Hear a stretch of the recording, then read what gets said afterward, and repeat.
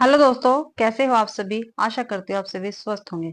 मैं आप सभी का अपने चैनल हिंदी क्लासेस में बहुत बहुत स्वागत करती हूँ। तो भाई, आप सभी को पता है मैंने आपके लिए चैप्टर वाइज सीरीज भी चला रखी है।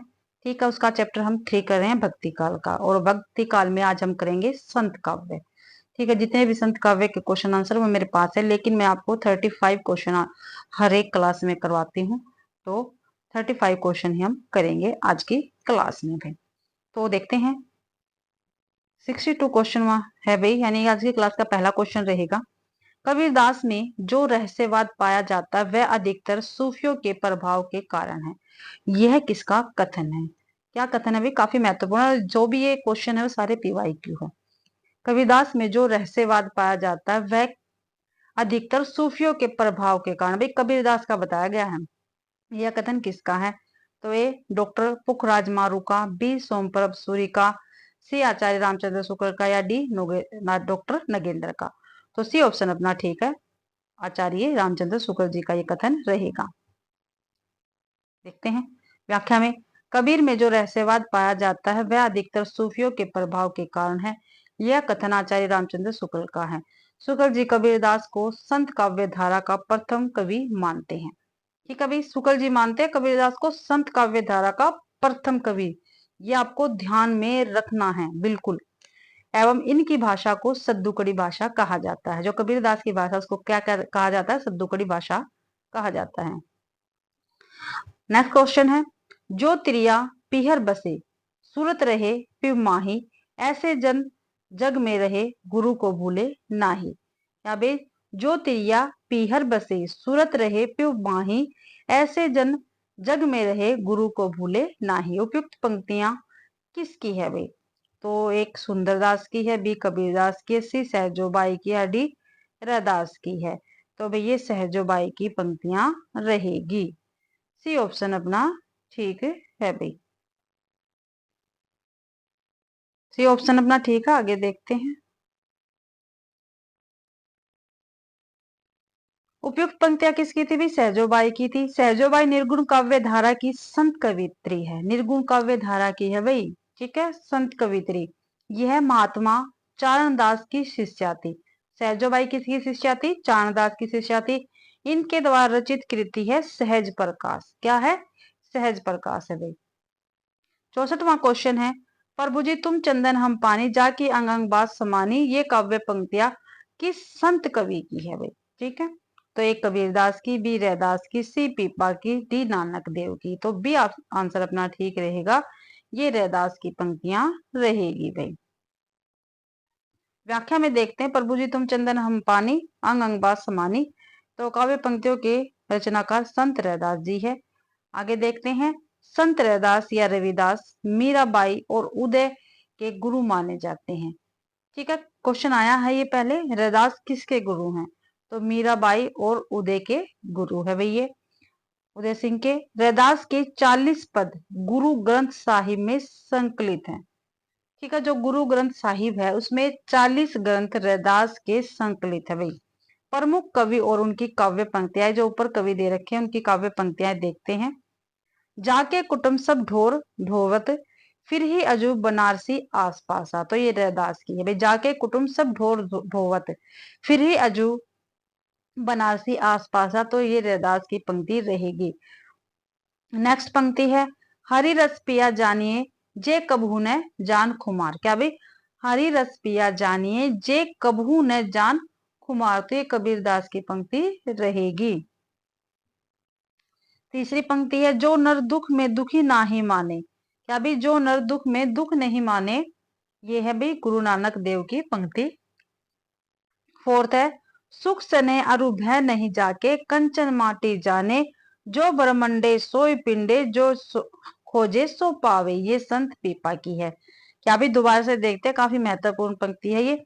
सुख सने अरु भय नहीं जाके, कंचन माटी जाने, जो ब्रह्मंडे सोई पिंडे, जो खोजे सो पावे। तो ये संत पीपा की पंक्ति रहेगी भाई। 65वां क्वेश्चन है। The the Nirguna school of Hindi poetry इनमें से किसका शोध ग्रंथ है? शोध ग्रंथ है भाई the Nirguna school of Hindi poetry. तो ए डॉक्टर लक्ष्मी सागर वार्षण्य का, बी डॉक्टर हजारी प्रसाद द्विवेदी का, सी बाबू श्याम सुंदर दास का, या डी डॉक्टर पीताम्बर दत्त बर्थवाल का। तो डॉक्टर पीताम्बर दत्त बर्थवाल का ये शोध ग्रंथ है the Nirguna school of Hindi poetry. D option ठीक रहेगा। The Nirguna school of Hindi poetry doctor Pitambar Dutt Barthwal का शोध प्रबंध है भाई। डॉक्टर श्याम सुंदर दास के मार्गदर्शन में पीताम्बर दत्त बर्थवाल ने हिंदी का प्रथम शोध हिंदी काव्य में निर्गुण संप्रदाय शीर्षक से लिखा था भाई। ठीक है, किसके मार्गदर्शन में लिखा था? श्याम सुंदर दास के मार्गदर्शन में लिखा था हिंदी काव्य में निर्गुण संप्रदाय इस शीर्षक से। ये हिंदी के प्रसिद्ध साहित्यकार, आलोचक एवं निबंधकार थे। पीताम्बर दत्त बर्थवाल स्वतंत्र भारत के हिंदी में डी लिट की उपाधि प्राप्त करने वाले पहले शोधार्थी थे भाई। ये आपको ध्यान रखना, काफी महत्वपूर्ण, काफी बार पूछा गया है। पीताम्बर दत्त बर्थवाल गोस्वामी तुलसीदास तथा रूपक रहस्य के सहज लेखक और कबीर ग्रंथावली एवं रामचंद्रिका के संपादक भी रहे हैं। क्या क्या कहा भी इन्होंने, किस किस के संपादक है? गोस्वामी तुलसीदास के, रूपक रहस्य के, ठीक है, कबीर दास की, और रामचंद्रिका का इन्होंने संपादक भी किया है। इन्होंने गोरखनाथ की रचनाओं का संपादक गोरखबानी नाम से किया है। 66वां क्वेश्चन है, महाराष्ट्र के भक्तों में सबसे पहले किसका नाम आता है? ठीक है भाई, महाराष्ट्र के भक्तों में पूछा है, सबसे पहले किसका नाम आता है ये हमें बताना है। तो ये नामदेव का, बी ज्ञानदेव का, सी गोरखनाथ का, या डी एकनाथ का। तो देखते हैं, नामदेव ठीक रहेगा, ए ऑप्शन ठीक है। महाराष्ट्र के भक्तों में सबसे पहले संत नामदेव का नाम आता है। नामदेव के समय में नाथ और महानुभाव पंथों का महाराष्ट्र में प्रचार था। महाराष्ट्र में महानुभाव और बारकरी नामक दो संप्रदाय प्रचलित थे। कौन कौन से थे संप्रदाय प्रचलित महाराष्ट्र में? महानुभाव और बारकरी। महानुभाव संप्रदाय के प्रवर्तक चक्रधन और बारकरी संप्रदाय के मूल प्रवर्तक संत पुंडलिक माने जाते हैं। संत नामदेव का संक्षिप्त परिचय देख लेते हैं। इनका संप्रदाय बारकरी है। जन्म 1135 में हुआ, मृत्यु 1215 में हुई। जाति से दर्जी थे। गुरु का क्या नाम था? बिसोवा खेचर था। रचनाएं हैं इनकी अभंग मराठी में और गुरु ग्रंथ साहिब हिंदी में है भाई। ठीक है, गुरु ग्रंथ साहिब संत नामदास की है, ये हिंदी में है, और अभंग मराठी में है, नामदेव की रचनाएं। नेक्स्ट क्वेश्चन है, किस संत ने विदेशी आक्रमणकारियों के विरुद्ध आवाज उठाई? भी कौन सा ऐसा संत था जिसने विदेशी आक्रमणकारियों के विरुद्ध आवाज उठाई थी? तो देखते हैं, एक कबीर ने, बी गुरु नानक देव ने, सी सुंदरदास ने, डी मलुकदास ने। तो बी ऑप्शन ठीक रहेगा, गुरु नानक देव ने आवाज उठाई थी। ठीक है, और हम संत काव्य पढ़ रहे हैं भाई। तो देखते हैं, बी ऑप्शन ठीक है। संत गुरु नानक देव ने विदेशी आक्रमणकारियों के विरुद्ध आवाज उठाई। गुरु नानक देव सन, इनका जन्म देखते हैं। गुरु नानक देव का जन्म हुआ था 1469 में तलवंडी लाहौर में। माता तृप्ता है, पिता कालूचंद खत्री है, पत्नी सुलक्षणी है, पुत्र श्रीचंद जिसने उदासी संप्रदाय की स्थापना की थी। जो श्रीचंद थे, जो उदासी संप्रदाय के संपादक थे, वो गुरु नानक देव के पुत्र है भाई। और लक्ष्मी चंद्र भाई, लक्ष्मी चंद। नानक के विचार निम्न ग्रंथों में हैं। जपूजी साहब, आशा दीवार, ये रचनाएं इनकी रहीरा रास, सोहिला, नसीहतनामा खड़ी बोली में है भाई। ये ध्यान रखना, जो नसीहतनामा है गुरु नानक जी की, वो खड़ी बोली में है। ठीक है, गुरु नानक को रागी नाम का मुसलमान शिष्य था। जो गुरु नानक थे, उनका शिष्य का क्या नाम था? रागी नाम था उनका, जो नानक के गे पदों को लिखता था। जो भाई नानक गाते थे, उनके जो पद थे उनको ये लिखता था भी, रागी नाम के जो शिष्य था वो। आगे 68वां क्वेश्चन, माया महाठगनी हम जाने किस भक्त कवि की कथन है? ये अभी माया महाठगनी हम जाने ये किस भक्त कवि का कथन है? तो एक सूरदास का, बी कबीरदास का, सी नाभादास का, डी कुंभन दास का। तो बी ऑप्शन ठीक है, ये कुंभन दास का, सॉरी ये कबीर दास का कथन रहेगा। बी ऑप्शन ठीक है। देखते हैं व्याख्या। माया महाठगनी हम जाने कबीरदास का कथन है। इस कथन के माध्यम से कबीरदास ने माया को सूक्ष्म विलेशन प्रस्तुत करके उसे महाठगनी के रूप में व्यक्त किया है, माया को भी, जिसके जाल से केवल गुरु के ज्ञान के द्वारा ही निकला जा सकता है। कबीरदास का जन्म 1398 में लहरतारा यानी वाराणसी में हुआ था तथा निबंध 1518 में मगहर बस्ती में माना जाता है। रामानंद इनके गुरु थे। कबीर साक्षर नहीं थे यानी अनपढ़ थे भैया, पढ़े लिखे नहीं थे, साक्षर नहीं थे। अतः उनकी वाणियों का संग्रह उनके शिष्य धर्मदास ने बीजक नामक ग्रंथ में किया है। ठीक है, ऊपर आया है नानक देव के जितने भी गय पद थे वो उनका जो शिष्य था रागी नामक, उन्होंने उसका संकलन किया। और यहाँ पर कबीरदास के जितने भी वाणियां थी उनका, ठीक है, उनका संपादन उनका भी बीजक नाम से इन्होंने धर्मदास ने ही इनका नामक ग्रंथ में किया है संग्रह इनका। इनके इसके 3 भाग है, किसके, बीजक के 3 भाग है, साखी, शब्द और रमेनी। साखी कबीर की शिक्षाओं और सिद्धांतों का निरूपण अधिकतर साखी में हुआ। क्या है साखी के अंदर, शिक्षा और सिद्धांतों का निरूपण है। साखियों में दोहे के साथ साथ सोटा छंद का प्रयोग देखने को मिलता है। जो कबीर की साखी है उसमें दोहे के साथ साथ सोटा छंद का भी प्रयोग देखने को मिलता है भाई। आगे देखते हैं। शब्द गेपद है जिनमें कबीर के प्रेम और अंतरण साधना की अभिव्यक्ति हुई है, अतः इनमें भावावेश की प्रधानता है भाई। रमेनी भाई, इनमें कबीर के रहस्यमयी और दार्शनिक विचारों को अभिव्यक्त किया गया है। यह चौपाई छंद में लिखी गई है। 69वां क्वेश्चन है, हम अपने को ऐसे धार्मिक आंदोलन के सामने पाते हैं जो उन सब आंदोलनों से कहीं अधिक विशाल है जिन्हें भारतवर्ष ने कभी नहीं देखा। ठीक है, तो ये भक्ति आंदोलन के विषय यह उक्ति किसकी है, तो एक हजारी प्रसाद की, बी रामचंद्र शुक्ल की, या सी मिश्र बंधु की, डी जॉर्ज ग्रियर्सन की। तो जॉर्ज ग्रियर्सन की पंक्ति रहेगी। व्याख्या में देखते हैं, हम अपने को ऐसे धार्मिक आंदोलन के सामने पाते हैं जो उन सब आंदोलनों से कहीं अधिक विशाल है जिन्हें भारतवर्ष ने कभी नहीं देखा। भक्ति आंदोलन विषयक यह उक्ति जॉर्ज ग्रियर्सन की है भाई। भक्ति आंदोलन से संबंधित विभिन्न विद्वानों के विचार, ठीक है, हजारी प्रसाद द्विवेदी के है। यह बात अत्यंत उपहासास्पद है कि जब मुसलमान लोग उत्तर भारत में मंदिर तोड़ रहे थे तो उसी समय अपेक्षाकृत निरापद दक्षिण भारत में भक्त लोगों ने भगवान की शरणागति की प्रार्थना की। मुसलमानों के अत्याचार के कारण यदि भक्ति की भावधारा को उमड़ना था तो पहले उसे सिंध में या उत्तर भारत में प्रकट होना चाहिए, पर प्रकट हुई वह दक्षिण में। तो किसका है ये कथन, ये विचार हजारी प्रसाद द्विवेदी का रहेगा। और रामचंद्र शुक्ल जी का देखते हैं, मुसलमान शासक अपना राज्य प्रतिष्ठित करके देव मंदिरों को गिराने लगे जिससे पूज्य पुरुषों का अपमान होने लगा। अपने पौरुष से हताश जाति के लिए भगवान की शक्ति और करुणा की ओर ध्यान ले जाने के अतिरिक्त दूसरा मार्ग नहीं था। ये लाइन काफी महत्वपूर्ण पेपर में पूछी जाती है भाई। मध्यकालीन भारत में भक्ति आंदोलन का आरंभ दक्षिणी भारत में आलवार एवं नायनारों क्रम से विष्णु एवं शिव भक्तों से हुआ। ठीक है, विष्णु के भक्त कौन थे, आलवार थे, और शिव के भक्त कौन थे, नाय नारा थे।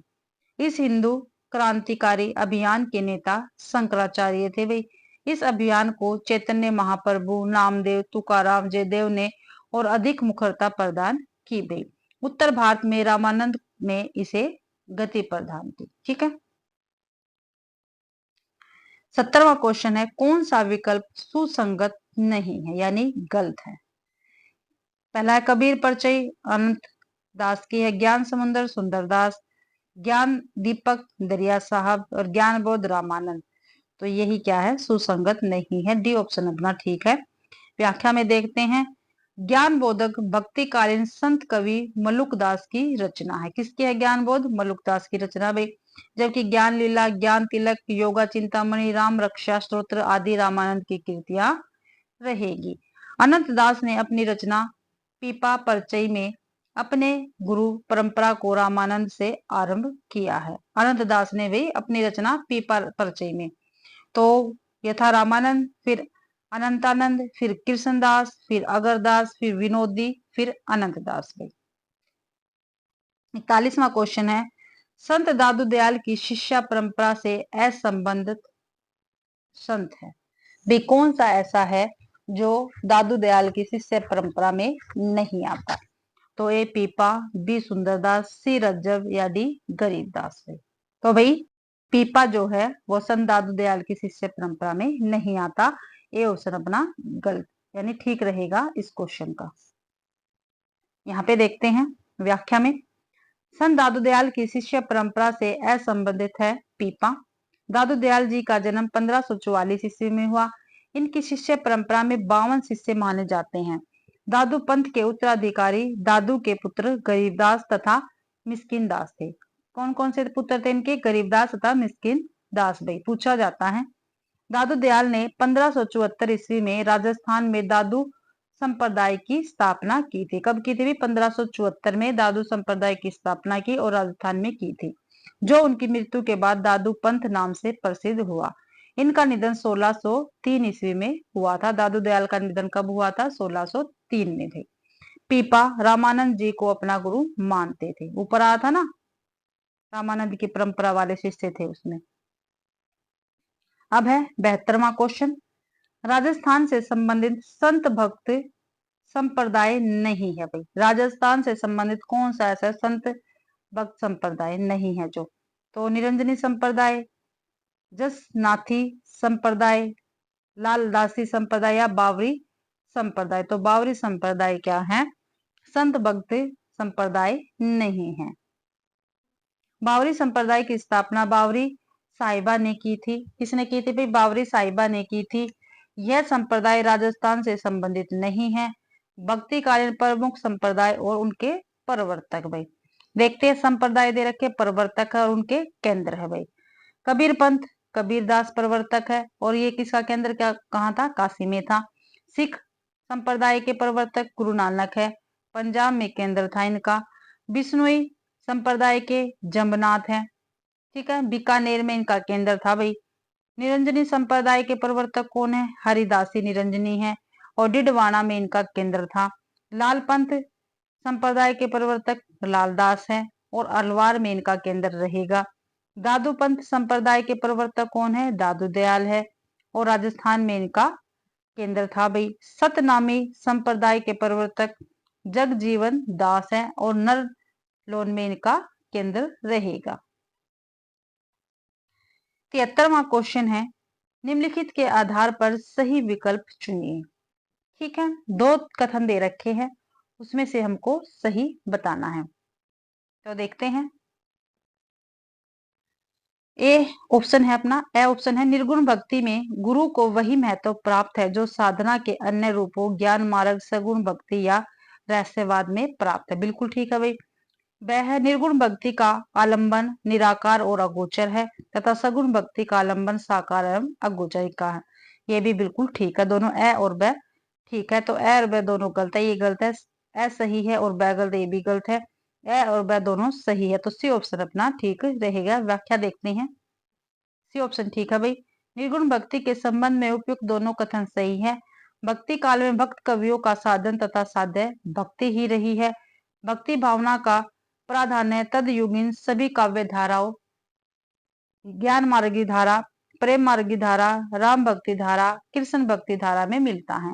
ज्ञान मार्गी भक्तों ने दाम्पत्य भाव से ज्ञान के द्वारा, प्रेमाश्री कवियों ने प्रेम के द्वारा, राम भक्तों ने दास भाव से तथा कृष्ण भक्त ने सखा एवं माधुर्य भाव से ईश्वर के प्रति अपने भक्ति भाव को प्रकट किया है। भाई भक्ति काल के सभी कवियों ने गुरु की महिमा को स्वीकार किया है तथा उसका विविध रूप में बखान भी किया है। गुरु की महत्ता के मूल में पूर्ववर्ती संस्कृत साहित्य का संस्कार तो था ही, साथ में ईश्वर प्राप्ति हेतु साधना भी रही है। बिना गुरु ज्ञान और मार्गदर्शन के साधना की सफलता संदिग्ध रहती है, अतः इन कवियों ने गुरु की महत्ता का गुणगान किया। भाई नेक्स्ट क्वेश्चन है,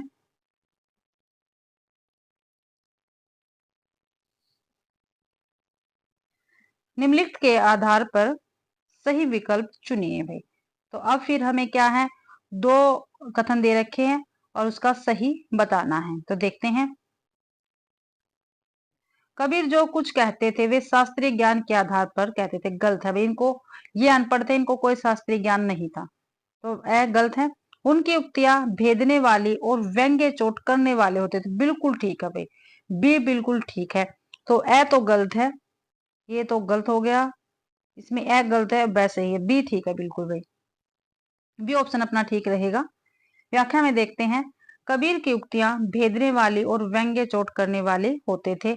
यह कथन सत्य है, किंतु यह कथन तर्क संगत नहीं है कि वे जो कुछ कहते थे शास्त्रीय ज्ञान के आधार पर कहते थे। उनका खुद कहना था कि मसी कागज छुयो नहीं, कलम गयो नहीं हाथ। काफी महत्वपूर्ण पंक्ति है। इस आधार पर, ये कबीर की है, इस आधार पर उनको साक्षर न होना प्रमाणित होता है, अर्थात उनके वचनों एवं उपदेशों का आधार सूफी संतों का सत्संग एवं प्रत्यक्ष लोक व्यवहार के अधिक निकट स्थापित प्रतीत होता है। 75वां क्वेश्चन है भाई, कौन सा कथन असंगत है? भाई इनमें से कौन सा ऐसा कथन है जो गलत है? तो देखते हैं, कृष्णगढ़ नरेश महाराजा सावंत सिंह ही प्रसिद्ध भक्त कवि नागरीदास हैं। बिल्कुल ठीक है, जो कृष्णगढ़ के नरेश थे महाराजा सावंत सिंह, वही प्रसिद्ध भक्त नागरीदास है। बिल्कुल ठीक है। नागर नागौरगढ़ के राजा संत पीपा ने स्वामी रामानंद से दीक्षा ली। बिल्कुल ठीक है, रामानंद के शिष्य थे ये।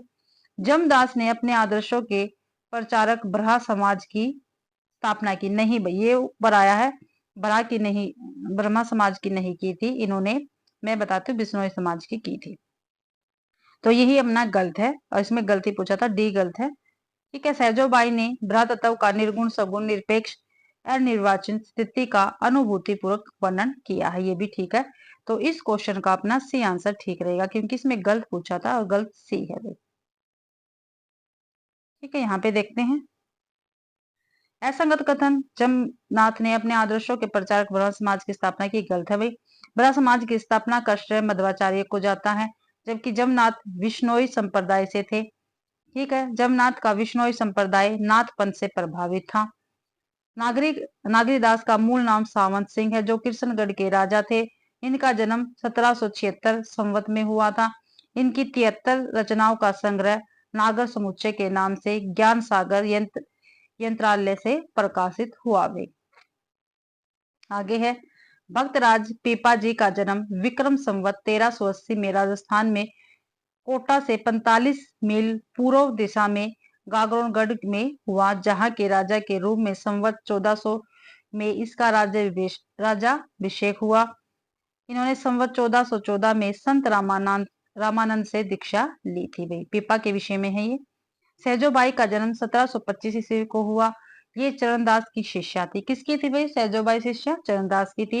इनका एकमात्र ग्रंथ है सहज प्रकाश। सहजोबाई का एकमात्र ग्रंथ कौन सा है? सहज प्रकाश है। इन्होंने ब्रह्म तत्व का निर्गुण सगुण निरपेक्ष अनिर्वाचन स्थिति का अनुभूति परक वर्णन किया है, अर्थात निर्गुण एवं सगुण भक्ति का समीक्षण है भाई। आगे है 76वां क्वेश्चन, कबीरदास ऐसे ही मिलन बिंदु पर खड़े थे। क्या भी कबीरदास ऐसे ही मिलन बिंदु पर खड़े थे जहां से एक और हिंदुत्व निकलता जाता और दूसरी ओर मुसलमान तत्व।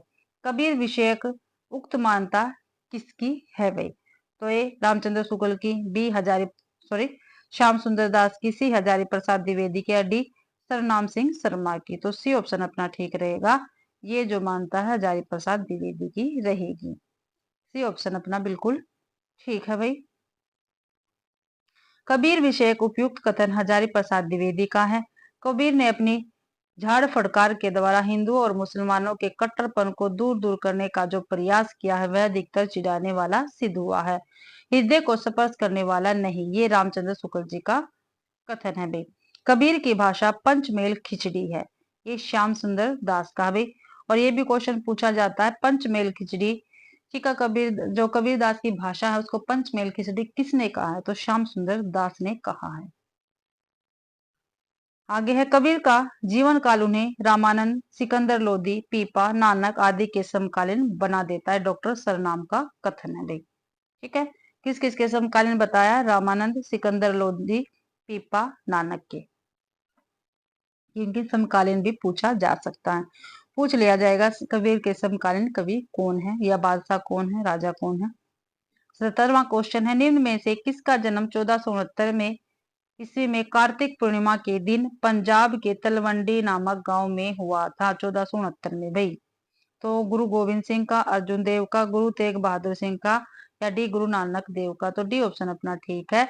1469 ईस्वी में कार्तिक पूर्णिमा के दिन पंजाब के तलवंडी गांव में गुरु नानक देव का जन्म हुआ था भाई। व्याख्या देखते हैं। गुरु नानक देव का जन्म 1469 ईस्वी में कार्तिक पूर्णिमा के दिन पंजाब के तलवंडी में हुआ था। गुरु नानक देव सिख संप्रदाय के मूल प्रवर्तक एवं आदि गुरु थे। इनकी प्रमुख रचनाएं हैं जपू जी, आशा दीवार, रहीरास और सोहिला। जपू जी नानक दर्शन का सार तत्व है। ठीक है, तो जपू जी इनकी रचना वो नानक दर्शन का सार तत्व है भाई। नसीहत नामा नानक देव की महत्वपूर्ण रचना है। कौन सी? नसीहत नामा। 78वां क्वेश्चन है, निर्गुण भक्ति काव्य धारा में उदासी संप्रदाय के प्रवर्तक कौन है? ठीक है, जो निर्गुण भक्ति काव्य धारा है उसमें जो उदासी संप्रदाय है उसके प्रवर्तक कौन है भाई? तो ए दादू दयाल है, बी रज्जब है, सी श्रीचंद है, या डी मलुकदास है। तो श्री चंद है भाई। और श्रीचंद कौन है? गुरु नानक देव के पुत्र। तो भाई सी ऑप्शन अपना बिल्कुल ठीक रहेगा। और श्रीचंद क्या थे? गुरु नानक के पुत्र थे भाई। तो देखते हैं, सी ऑप्शन अपना ठीक है। व्याख्या में देखते हैं, निर्गुण भक्ति काव्य धारा के उदासी संप्रदाय के प्रवर्तक श्रीचंद है। भक्ति कालीन प्रमुख संप्रदाय व उनके प्रवर्तक देखते हैं। एक तरफ संप्रदाय है, दूसरी तरफ प्रवर्तक है भाई। अब मैंने बार बार याद करेंगे तो इनको बार बार पढ़ेंगे तो हमें जल्दी याद हो जाएंगे भाई। ठीक, और पक्का हो जाएंगे। वल्लभ संप्रदाय के वल्लभाचार्य प्रवर्तक है। निम्बार्क संप्रदाय के निम्बार्काचार्य। राधा वल्लभ संप्रदाय के हित हरिवंश।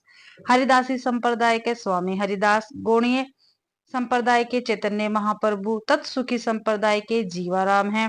रुद्र संप्रदाय के विष्णु स्वामी है भाई प्रवर्तक। और दादू पंथ के कौन है? दादू दयाल भाई। ठीक है, 79वां क्वेश्चन है, संत साहित्य के संबंध में कौन सा कथन उचित नहीं प्रतीत होता भाई? ठीक है, संत साहित्य के संबंध में कौन सा कथन गलत है ये हमें बताना है। ए ऑप्शन है, संत साहित्य एक वैचारिक भूमि पर स्थित है। जो संत साहित्य है वो वैचारिक भूमि पर स्थित है, बिल्कुल ठीक है। बी है, रामचंद्र शुक्ल के अनुसार यह इस्लामिक आक्रमण से पराजित हिंदू जनता की असहाय मनस्थिति का परिणाम है, ये भी बिल्कुल ठीक है भाई। गलत बताना हमें। ठीक है, सी देखते हैं, संत साहित्य को मात्र भजन पूजन के स्तर पर देखा जा सकता है, ये क्या है? गलत है। डी है, हजारी प्रसाद द्विवेदी के अनुसार संत साहित्य या भक्ति आंदोलन भारतीय चिंताधारा का स्वाभाविक विकास है, ये भी बिल्कुल ठीक है। इसलिए अपने इस क्वेश्चन का आंसर सी है, क्योंकि इसमें गलत पूछा है। व्याख्या में देखते हैं, सी ऑप्शन ठीक है। संत साहित्य के संबंध में संत साहित्य को मात्र भजन पूजन के स्तर पर देखा जा सकता है, यह कथन असत्य है, क्योंकि संत साहित्य में भजन पूजन निषेध है। संत कवि ईश्वर के निराकार स्वरूप की उपासना करते हैं। संत साहित्य समाज सुधार तथा लोकाचार के लिए भी जाना जाता है। संत साहित्य का प्रवर्तक कबीरदास को माना जाता है, जो निर्गुण पंथ के उपासक थे भाई। 80वां क्वेश्चन है, कबीर का भक्ति आंदोलन विद्रोह मूलक है तो गोस्वामी तुलसीदास का प्रतिरोधात्मक यह विचार व्यक्त करने वाले विद्वान कौन है भाई? तो ए रामचंद्र शुक्ल है, डी बी डॉक्टर नगेंद्र, सी डॉक्टर बच्चन सिंह, या डी डॉक्टर रामविलास शर्मा। तो सी ऑप्शन अपना ठीक रहेगा, बच्चन सिंह भाई। व्याख्या में देखते हैं, कबीर का भक्ति आंदोलन विद्रोह मूलक है तो गोस्वामी जी का प्रतिरोधात्मक यह विचार व्यक्त करने वाले विद्वान डॉक्टर बच्चन सिंह रहेंगे भाई। और काफी महत्वपूर्ण पंक्ति है, पेपर में पूछी जा सकती है। आचार्य शुक्ल कहते हैं कि निर्गुण धारा के संतों के वाणी में किस प्रकार लोक धर्म की अवहेलना छिपी हुई थी। सगुण धारा के भारतीय पति के भक्तों में कबीर, दादू आदि के लोक धर्म विरोधी स्वरूप को यदि किसी ने पहचाना है तो वह है गोस्वामी तुलसीदास जी। डॉक्टर नगेंद्र लिखते हैं कि तुलसीदास की भक्ति भावना कबीर आदि निर्गुण भक्तों की ज्ञान योग में भावना की भांति रहस्यमय नहीं है। वह सीधी सरल एवं सहज साध्य है भाई, ये नागेंद्र जी कहते हैं। 81वां क्वेश्चन है, गुरु नानक देव की माता का क्या नाम था?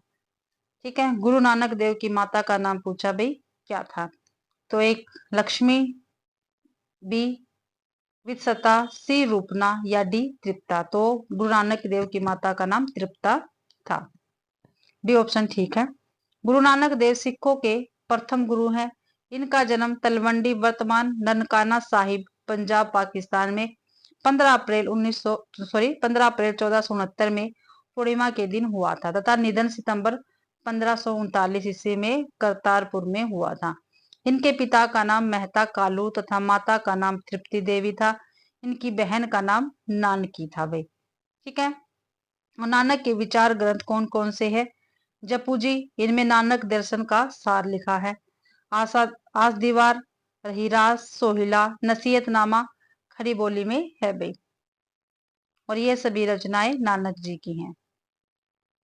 82वां है, हम तो भक्ति मुक्ति में आया, गुरु प्रसाद राम गुण गाया। पंक्ति किस ग्रंथ से ली गई है? क्या भाई? हम तो भक्ति मुक्ति में आया, गुरु प्रसाद राम गुण गाया। तो किस ग्रंथ में ये पंक्ति है भाई? तो ये पद्मावत में है, बी रामचरितमानस में है, सी कबीर की परचई में है, या डी बीजक में है भाई। तो भाई ये पंक्ति कबीर की परचई में है, सी ऑप्शन अपना ठीक है। व्याख्या देखते हैं। सी ऑप्शन ठीक है। हम तो भक्ति मुक्ति में आया, गुरु प्रसाद राम गुण गाया। यह उक्त पंक्तियां प्रसिद्ध ग्रंथ कबीर की परिचय से ली गई है, जिसके रचनाकार श्री अनंत दास जी माने जाते हैं।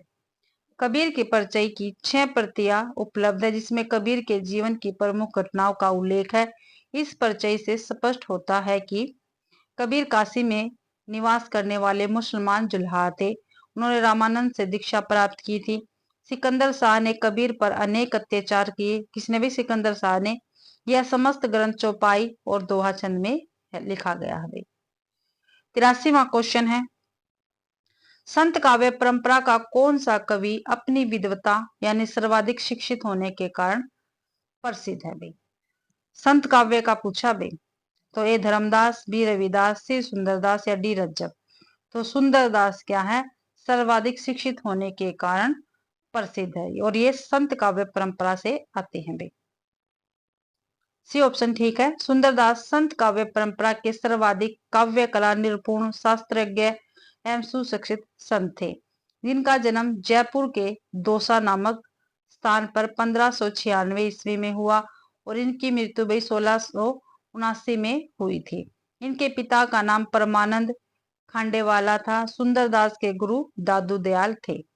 ठीक है, सुंदरदास की रचनाएं देख लेती है। सुंदरदास की रचना है ज्ञान समुंदर और सुंदर विलास, इनकी प्रमुख रचनाएं हैं, ज्ञान समुंदर और सुंदर विलास में। 84वां क्वेश्चन है, कबीर कुत्ता राम मुतिया मेरा नाम, गले राम की जेवड़ी चिते खेचतित जाम। इस दोहे में किस तरह की मानसिकता व्यक्त हुई है? तो आत्मसमर्पण की, मान की, दीनता की या कुंठा की। तो आत्मसमर्पण की मानसिकता व्यक्त हुई है भाई इस दोहे में। उपयुक्त दोहे में आत्मसमर्पण की मानसिकता व्यक्त हुई है। प्रस्तुत दोहा भक्ति काल के निर्गुण काव्य धारा के प्रतिनिधि कवि कबीर दास द्वारा रचित है। कबीर अरबी भाषा का शब्द है, जिसका अर्थ है महान या श्रेष्ठ। ठीक है भाई, जो कबीर है ये अरबी भाषा का शब्द है, इसका अर्थ क्या है? महान या श्रेष्ठ भाई। आगे है, के बिरहन को मीच दे के आपा दिखलाई, 8 पहर का दाक्षिणा मोह पे सहाने जाए। इन पंक्तियों में प्रेम की किस स्थिति का वर्णन हुआ है? तो विरह की अतिशयता का, बी प्रेम की समान स्थिति का, सी प्रिय की निष्ठुरता का, या डी उपालम का।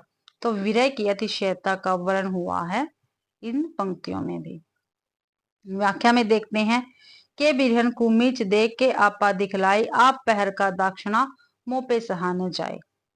तो कबीर जी की उक्त पंक्तियों में प्रेम में विरह की अतिशयता की स्थिति का वर्णन हुआ है। कबीरदास भक्ति काल के संत काव्य धारा के प्रमुख कवि है। कबीरदास का जन्म 1398 ईस्वी में और मृत्यु 1518 ईस्वी में हुई थी। कबीर की वाणी का संग्रह उनके शिष्य धर्मदास ने बीजक नाम से किया है भाई। 86वां क्वेश्चन है, कबीरदास जी ने अपने रहस्यवादी और दार्शनिक विचारों की व्याख्या किसमें की है? तो ए रमेणी में, बी शब्द में, सी साखी में या कबीर पंथ में। कबीरदास जी ने अपने रहस्यवादी और दार्शनिक विचारों की व्याख्या किसमें की है? तो भाई किस में की है? रमेणी में की है भाई। ये ऑप्शन अपना ठीक रहेगा। व्याख्या में देखते हैं, कबीर की वाणियों का संग्रह उनके शिष्य धर्मदास ने बीजक नाम से सन 1464 ईस्वी में किया। बीजक के 3 भाग, साकी शब्द रमेनी। रमेनी में कबीर के रहस्यवादी तथा दार्शनिक विचारों को संकलित किया गया है। रमेनी में चौपाई छंद प्रयुक्त हुआ है भाई। आगे है 87वां क्वेश्चन, कबीर की भाषा कैसी थी? ठीक है, तो कैसी थी भाई कबीर की भाषा? ए सद्दू कड़ी, बी खड़ी बोली, सी अवधि या डी अपभ्रंश। तो कबीर की भाषा सद्दू कड़ी थी भाई। व्याख्या में देखते हैं, कबीर की भाषा को सद्दू कड़ी, पंचमेल, खिचड़ी आदि नामों से अभिहित किया जाता है। कबीर ने पूरे देश का भ्रमण किया था और उन्होंने औपचारिक शिक्षा नहीं पाई थी। देश के अलग अलग भागों की भाषा कबीरदास के यहाँ आकर मिश्रित हो गई। आचार्य हजारी प्रसाद द्विवेदी ने कबीर को भाषा का डिक्टेटर कहा है भाई। ये क्वेश्चन काफी बार पेपर में आ चुका है। कबीरदास को भाषा का डिक्टेटर किसने कहा है? तो आचार्य हजारी प्रसाद द्विवेदी ने कहा है। आगे 88वां क्वेश्चन, पाहन पूजे हरि मिले तो मैं पूजू पहाड़, यह उक्ति किसकी है? क्या भी पाहन पूजे हरि मिले तो मैं पूजू पहाड़, ये उक्ति किसकी है? तो ये रसखान की है, बी रहीम की है, सी मलुकदास की है, डी कबीर की है। तो ये पंक्ति कबीर की रहेगी।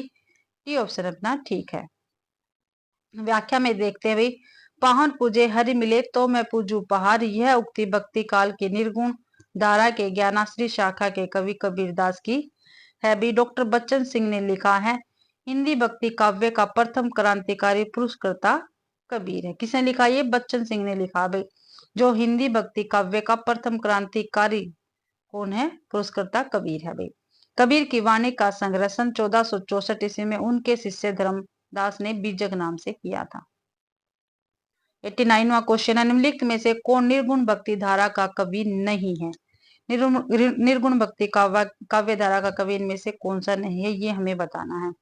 तो ये नानक, बी जायसी, सी मीरा या डी कबीर भी। तो मीरा क्या है? निर्गुण भक्ति काव्य की धारा की कवि नहीं है। मीराबाई निर्गुण भक्ति काव्य की कवित्री नहीं है। मीराबाई सगुण भक्ति काव्य धारा के कृष्ण भक्ति शाखा के प्रमुख कवित्री थी भी। मीराबाई ने कृष्ण की उपासना प्रियतम या पति के रूप में की है। मीराबाई की भाषा राजस्थानी मिश्रित ब्रज भाषा है। कैसी है मीराबाई की भाषा? राजस्थानी मिश्रित ब्रज भाषा है। जायसी भक्ति कालीन के निर्गुण काव्य धारा की सूफी प्रेम मार्गी शाखा के प्रमुख कवि है। इनकी प्रसिद्ध रचना है पद्मावत। गुरु नानक देव और कबीरदास निर्गुण काव्य धारा यानी संत काव्य धारा के प्रसिद्ध कवि रहेंगे वे। 90वां क्वेश्चन है, निम्नलिखित में से कौन सिख संप्रदाय के प्रवर्तक है? सिख संप्रदाय के प्रवर्तक कौन है? ए गुरु अर्जुन देव, बी गुरु अंगद जी, सी गुरु नानक देव या डी गुरु गोविंद सिंह देव। तो सी ऑप्शन ठीक है। सिख संप्रदाय के प्रवर्तक गुरु नानक देव जी है भाई। इनकी प्रमुख रचनाएं जपू जी, आशा दीवार, सोहिला गुरु ग्रंथ साहिब में संकलित है। जपू जी में नानक जी के दर्शन का सार तत्व संकलित है भाई। 91वां क्वेश्चन है, निम्न में से मलुकदास की रचना के नाम बताओ। मलुकदास की जो रचना है उसका नाम हमें बताना है। मृगावती, सुंदर विलास, बीजक या रतन खान भाई। तो मलुकदास की रचना देखते हैं कौन सी है भाई। रतन खान जो है यहाँ पे, जी डी ऑप्शन ठीक है। रतन खान जो है ये मलुकदास की रचना रहेगी। तो रचनाकार रतन खान मलुकदास की रचना है। मृगावती कुतुबन की है। सुंदर विलास सुंदरदास की, बीजक कबीरदास की रहेगी भाई। 12वां क्वेश्चन है, किस कवि की रचना से प्रभावित होकर अकबर ने गोवध बंद कर दिया था? ठीक है भाई, किस कवि की रचना से प्रभावित होकर अकबर ने गोवध बंद कर दिया था? तो संत दादू दयाल की, बी आलम की, सी सेनापति की या डी गंग की। तो संत दादू दयाल की रचना से प्रभावित होकर अकबर ने गोवध बंद कर दिया था भाई। ये ऑप्शन ठीक है। दादू पंथ में दादू दयाल के चमत्कारों की कई कथाएं प्रचलित है। कहा जाता है कि दादू के चमत्कारों से प्रभावित होकर कबीर के ने आमेर नरेश मानसिक प्रथम से दादू दयाल को फतेहपुर सिकरी बुलाया था। ठीक है। अकबर ने 40 दिनों तक दादू के प्रवचन सुने तथा उन्हीं से प्रभावित होकर गो हत्या पर रोक लगवा दी थी। 93वां क्वेश्चन है, चलती चाकी देख के दिया कबीरा रोए, दो पाटन के बीच में साबुत बचा न कोई। काव्य पंक्तियों में कौन सी शब्द शक्ति है? तो अभिधा, लक्षणा, व्यंजना, विलक्षणा। तो व्यंजना शब्द शक्ति है भाई। उपयुक्त काव्य पंक्तियों में व्यंजना शब्द शक्ति है। पंक्ति कबीरदास की है ये, जहां चलती चक्की को देखकर कबीरदास के दुखी होने की बात कही गई है, जिसके द्वारा यह अर्थ व्यंजित होता है कि संसार चक्की के समान है, जिसके जन्म और मृत्यु रूपी दो पाटों के बीच मनुष्य पिसता रहता है। शब्द शक्ति, शब्दों के अर्थों का बोध कराने वाले अर्थ व्यापार को शब्द शक्ति कहते हैं। शब्द शक्ति 3 प्रकार के होते हैं। क्या भाई? शब्दों के अर्थों का बोध कराने वाले, ठीक है, अर्थ व्यापार को शब्द शक्ति कहते हैं। शब्द शक्ति 3 प्रकार की होती है, अभिधा, व्यंजना, लक्षणा। अभिधा जिसका सीधा सरल अर्थ पाठक को समझ में आ जाए, उसको अभिधा शब्द शक्ति कहते हैं। व्यंजना जब किसी शब्द के अभिप्रेत अर्थ का बोध न होते हुए भी मुख्यार्थ हो और न ही लक्ष्यार्थ से, बल्कि कथन के संदर्भ के अनुसार अलग अलग अर्थ या व्यंग्यार्थ से हो, वहां व्यंजना शब्द शक्ति होती है। ये 2 प्रकार की होती है, शाब्दी व्यंजना और आर्थी व्यंजना। लक्षणा मुख्यार्थ में बाधा होने पर रूढ़ि या प्रयोजन के कारण जिस शक्ति के द्वारा मुख्यार्थ से संबंधित अन्य अर्थ लक्षित हो, वहां लक्षणा शब्द शक्ति होती है भाई। 94 क्वेश्चन है, मनुआ तो दहु दिशि फिरे, यह तो सुमरिन नाही। क्या भी? मनुआ जो मन है वो तो दसों दिशाओं में फिरता है, यह तो सुमरिन नहीं है। मनुआ तो दहु दिशि फिरे, यह तो सुमरिन नाही, यह काव्य किस कवि का है? तो सूरदास का, रहीम का, रसखान का, कबीरदास का। तो ये कबीरदास की पंक्तियां रहेगी भाई। मनवा तो दसों दिशि फिरे, यह तो सुमरन नाही, यह काव्यांश कबीरदास जी का है। कबीरदास जी भक्त काल की निर्गुण शाखा के प्रमुख कवि है भाई। आगे देखते हैं, व्याख्या देखते हैं भाई इसकी क्वेश्चन की। कबीरदास जी की वाणियों का संकलन बीजक नाम ग्रंथ में मिलता है। बीजक के संकलनकर्ता धर्मदास हैं। इनके 3 भाग किए गए हैं, साकी, शब्द, रमेनी। वल्लभाचार्य द्वारा पुष्टि मार्ग में दीक्षित भक्ति काल के सगुण काव्य धारा के कृष्ण भक्त कवि सूरदास की प्रमुख रचनाएं हैं, सूरसागर, सूरसरावली, साहित्य लहरी। ठीक है। रसखान भक्तिकालीन कृष्ण भक्त कवि है। इनका पूरा नाम सैयद इब्राहिम है। ये पेपर में पूछा जाता है। रसखान का पूरा नाम क्या है? सैयद इब्राहिम है और ये भक्ति काल के कवि है। सुजान रसखान और प्रेम वाटिका इनकी प्रमुख रचनाएं हैं। कौन कौन सी? सुजान रसखान और प्रेम वाटिका प्रमुख रचनाएं है रसखान की। रास पंचादाई, मद नाटक, रहीम, दोहावली आदि रहीम की प्रमुख रचनाएं रहेंगी। 95वां क्वेश्चन है, असडिया झाई पड़ी, पंथ निहारी निहारी, जिबड़िया छाला पड़िया, राम पुकारी पुकारी। तो इस साखी में निम्नलिखित में से किस साधना पद्धति का मुख्य भाव है? तो नाथपंथी साधना का, सूफी साधना का, सिद्ध साधना का या अद्वैत वेदांत का? तो फिर सूफी साधना का इसमें मुख्य प्रभाव है भाई। बी ऑप्शन ठीक है। व्याख्या में देखते हैं, कबीर द्वारा रचित इस साखी में सूफी साधना पद्धति का मुख्य प्रभाव है। कबीर की साधना पद्धति पर सूफी प्रभाव भी माना जाता है। सूफियों ने प्रेम की पीर की बात की है। कबीर की जीवात्मा भी उस पीर के लिए तड़पता है। हर क्षण मिलन की व्याकुलता देखकर ऐसा लगता है कि कबीर की यह वियोग साधना सूफियों के प्रभाव के कारण ही है। कबीर की वाणी का संग्रह उनके शिष्य धर्मदास ने बीजक नाम से सन 1464 में किया। बीजक के 3 भाग किए गए, साखी, शब्द और रमेनी भाई। 96वां क्वेश्चन है, दुल्हिन गाहू मंगलाचार पद में प्रेम का कौन सा रूप है? क्या भी? दुल्हिन गाहू मंगलाचार। तो ए साचार्य जन्य प्रेम, बी सहज प्रेम, सी विषम प्रेम या डी दाम्पत्य प्रेम। तो दाम्पत्य प्रेम है भाई दुल्हिन गाहू मंगलाचार में। तो देखते हैं व्याख्या में। दाम्पत्य प्रेम का चित्रण है भाई इसमें। इस पद में कबीर अपनी आत्मा को दुल्हन के रूप में व्यक्त करते हैं और राम यानी परमात्मा को भरतार या पति के रूप में व्यक्त करते हैं। कबीर अपने आप को इस पद में प्रेम के उच्चतर अवस्था में स्त्री हृदय के समतुल्य पाते हैं। वे अपने आप को दुल्हन के रूप में देखते हैं और भाव समाधि की अवस्था में पाते हैं कि परमात्मा के सुमरन की प्रक्रिया में उसके राम अर्थात भरतार के रूप में उनके अहोभाव में व्यक्त होते हैं। प्रसिद्ध रचना निर्गुण संत शिरोमणि कबीरदास द्वारा रचित यह उल्टवासी उनके ग्रंथ बीजक के रमैनी के संबंधित है। डॉक्टर बच्चन सिंह ने लिखा है, हिंदी भक्ति काव्य का प्रथम क्रांतिकारी पुरस्कर्ता कौन है? कबीर है।